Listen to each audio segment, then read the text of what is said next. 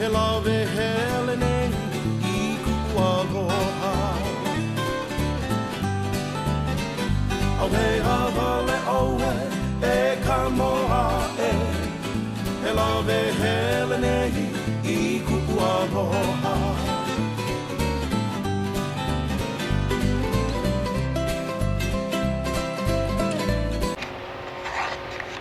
Well, aloha garage gang.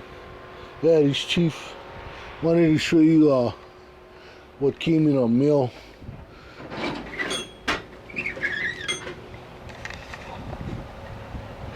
I got more end mills that came in. Some more in here. 5 altogether.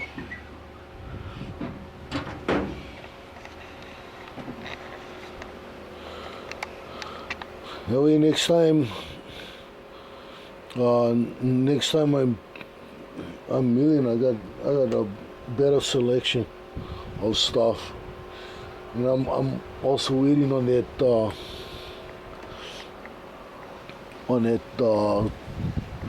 stub coming in from old Chevy 4x4, and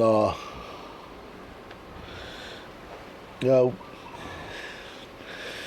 When that comes in, what I'm gonna do is I'm gonna make a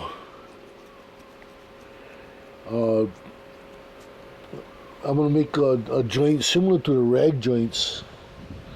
I have some steel plate over here, and I'll take my hole saw and I got some there, and I think I got some other plate around here someplace. Oh yeah, I do have that old tank over there. What I'll probably do is I'll use that one. Use this plate here from that old square tank, and I'll make 2 round plates. I'll drill out the centers so that I can get the shaft in there. And what I'm gonna do is I'm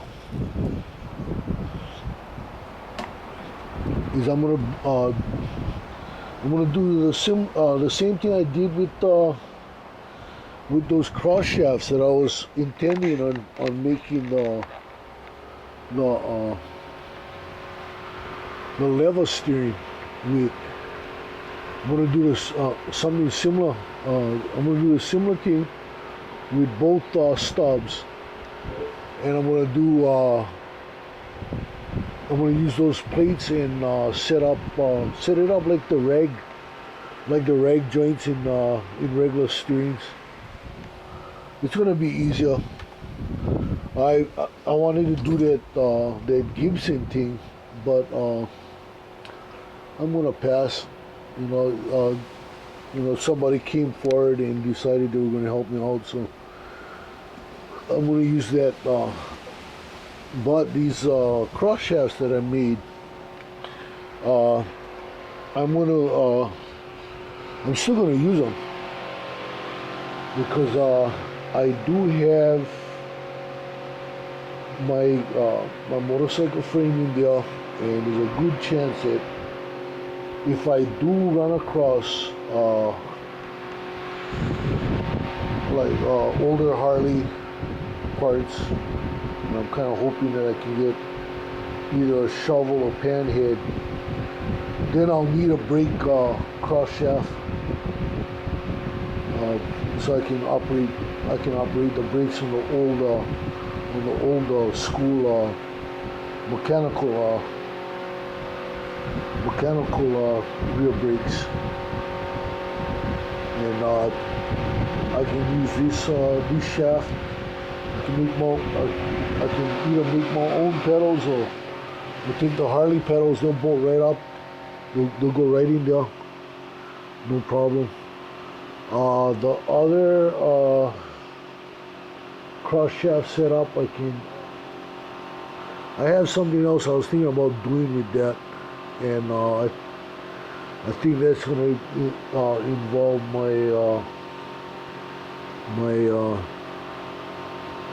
my shifter, my jockey stick, and there's all kind of, like I said, there's all kind of stuff I can do if I wanted to go with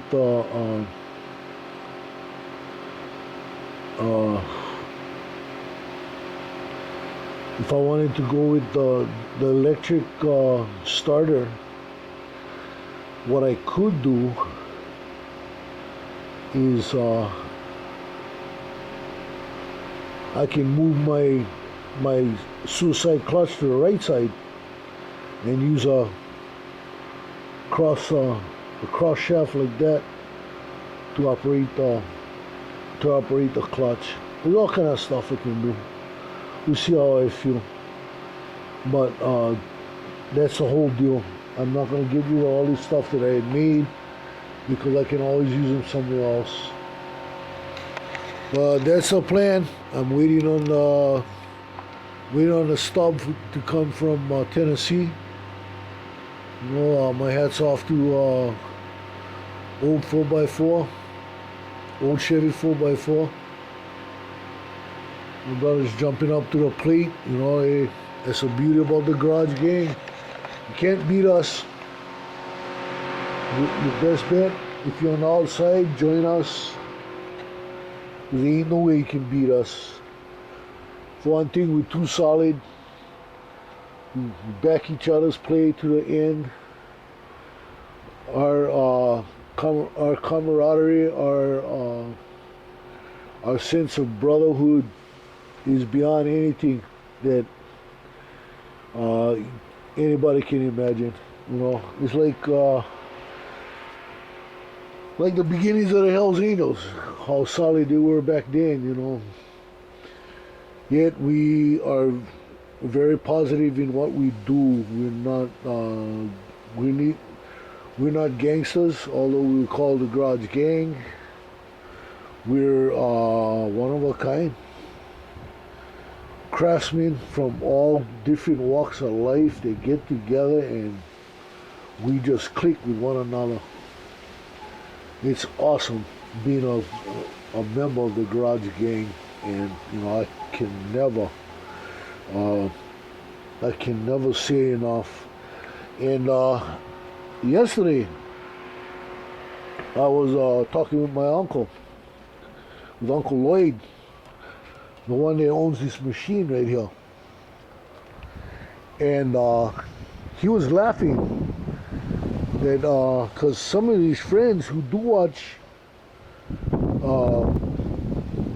that do go on the computer and watch YouTube and all that stuff, and are on Facebook, you know, some of these guys are on the mainland, and he said his machine is showing up in, you know, all over the U.S. and he was laughing about it, you know. And I told him about the garage gang and all that, and he's thrilled. Uncle Lloyd is thrilled. You know, he's seen all my stuff. He knows what I'm doing with this machine. It's about keeping this thing going. You know, you're not gonna find another big Miller big D4 like this. You're not. They don't make them like this. They don't make this particular model anymore. This is a very rare model. As years went by, they did a lot of changes, like adding in the automatic idle control and all that stuff. More outlets, including a 220 outlet. However, this outlet system can be wired for 220, and I have all the schematics for that. I got that from Mr. Lee Lemke of Miller Electric, and as you can see, that comes from North Kakalaki, North Carolina, Rooster McGee, 42 Chops Garage. He's out there on YouTube. I'd love to have him jump in with the Garage Gang and show some of his builds. He had a death trap rat rod that burned some serious rubber. I mean, that thing could burn rubber like it was sitting on water. And now he has a 1960, what is that? 1960, I think, Falcon. That's a gasser that he built, that he recently built. And this is all my beginnings right here. My beginnings in YouTube. You know, when I got back home, you know, I got to know Rooster McGee, and you know, he's called me from time to time. Even when I was out on the road, I'd get this call, and I look, what? All the way from North Carolina. Good brother.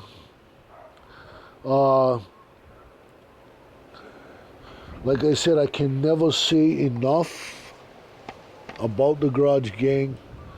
You know, I boast about you guys to my own family. My uncle is very thrilled that I am a member of the Garage Gang, and he really supports everything that I do. Uncle Lloyd is amazing. You guys will love Uncle Lloyd. The guy is, you know, if you want to meet a Hawaiian hillbilly, a guy that's a true Hawaiian hillbilly, that's my Uncle Lloyd. And he's as true blue as they come, you know. That's my uncle, you know. And like I say, you know, my uncle's the one, you know, he put this welding machine in my hands, knowing that I would take really good care of it, that I'd repair it and get it running, and that if he needed anything built at any time, I mean, he could call me 3 o'clock in the morning and tell me, see, I need gates. Boom, I fire this thing up. It doesn't matter what the neighbors say. They don't count, you know what I mean? I do that for my uncle. It's just the way it is. You know, that machine, I mean, as old as it is, she still perks. She still burns rod like the day she came out of the factory. And that's amazing, you know, to find old machines like this. So that's one of the reasons why I will never, ever, ever, ever get rid of this machine. This machine will be in all my builds. What I want to do with this is I want to do a DC TIG hook up to this and do lift start TIG welding with this machine. It can be done. That's how they did TIG back in the day, in the early days of TIG welding. Now I'm rambling about welding. But yeah, my uncle is, I mean, he was laughing, you know, he couldn't believe that, you know, this machine is being seen all over the U.S., not only in the U.S., also in Canada, you know, all over the world, you know, down in Australia, New Zealand, you know, get all our garage gangsters down in, you know, down under, you know, hey, they can hear the thunder of this machine, and you know, it's beautiful, you know. I think my dad was kind of worried about it, you know. He was thinking that, oh, maybe I'd get in trouble and this and that, or maybe my cousins would feel offended that I have their father's machine. But my dad doesn't realize how my cousins think. They know I have their father's machine. They know that their dad has had problems with thefts up at the farm. And they know as long as their cousin has the machine in his possession, they ain't nobody can get a hold of this machine. Then on top of that, I was joking with a lot of people. If you look around me, this machine is landlocked in here. If somebody wanted to steal this machine, the only way to get them out of here is with a helicopter. There ain't no way to get this thing out of here, you know. And that's the beauty of it all, you know. That's why I love doing what I do. I love having this machine here. It's like, you know, being close to my uncle at all times. My uncle is a very busy man. You know, he's always out on the road, getting slop for his pigs.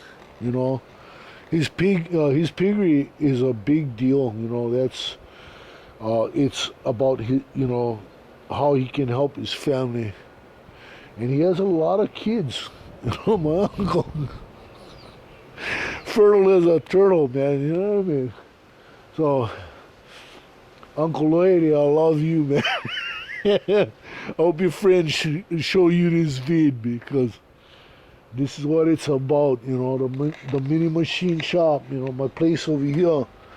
You know, Uncle, eventually I want to knock this rail out over here and extend the porch out a little bit further that way, and have a lathe in this shop, just special, only to do my my YouTube videos, you know, coming out of the mini machine shop. And if your friend still has that lathe, and you can grab them. I want them. You know, you can do all kind of stuff. I'll do anything for you. You know that, Uncle. And anything you need made, I'll make them. I'll make them for you, just the way it is, you know. I had mentioned on Facebook, you know, in case there are people out there outside of our family that has a problem with jealousy over your machines and stuff, or your stuff being over at my place. I told them like this: it's a case thing. It's A and B. See your ass out of this one. And you know, your nephew is like that. You know, I'm cocky. I'm just about as cocky as you are, Uncle. You know what I mean? I tell these guys where they can get off. You know, I told these guys to go in a car and go suck their fucking pee-pee. But that's me, you know what I mean? In fact, Uncle, you just like your uncle, but that you're the namesake of, you know, Grandpa's brother, Uncle Lloyd, Uncle Lloyd Everett Case, Dr. Lloyd Everett Case. He was the same way, cocky, but fun-loving. Oh man, he had so much aloha. That uncle of yours is, man, he was a wonderful man, just like Grandpa. Yep. So, family, my ohana. YouTube Garage Gang, yep, Little Chief is up and at 'em. I got, like I said, I got new end mills. I'm working on getting some more tools. There's a trailer job coming up. What I might do with that is get the guy to buy me all my taps and dies, and pick up my my TIG touch with the cable and hoses, everything. You know, maybe even get maybe go see McGuire Bearing about making me a long hose for the you know, for my inert gas, because I'm gonna have my my cylinder in a place where it won't fall over, but I need holes to get where I can use my torch anywhere in the shop. I get that roof put up and shop doors in the front, and I can start TIG welding in the shop area. You know, you guys know what it's about, you know. And if anybody out there got a air-cooled torch with a gas valve, if you guys don't need it, you know, yeah, I would appreciate it, you know. You guys send it to me, you know what Chief's gonna do. Chief's gonna put it on YouTube, and he's gonna be raving about it, and he's gonna be doing TIG welding and all that kind of stuff just for the hell of it. It's just the way Chief is. That's how Chief rolls. So yeah, till next time, this is the Chief. Aloha, Hawaii. Akewehi kahiko no pupukino Ake hoa I ke anu Pili he mo ole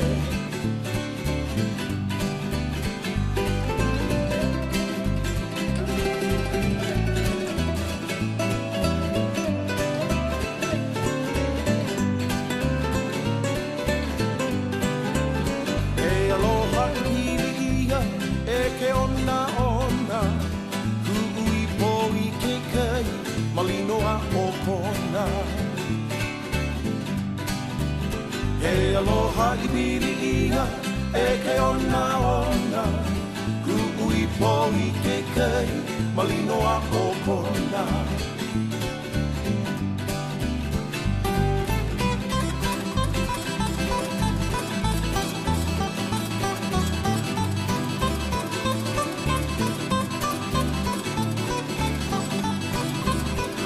Haina ia mai ka puhana Ku'ui po I ke kai Malino a okona Haina ia mai ka puhana Ku'ui po I ke kai Malino a okona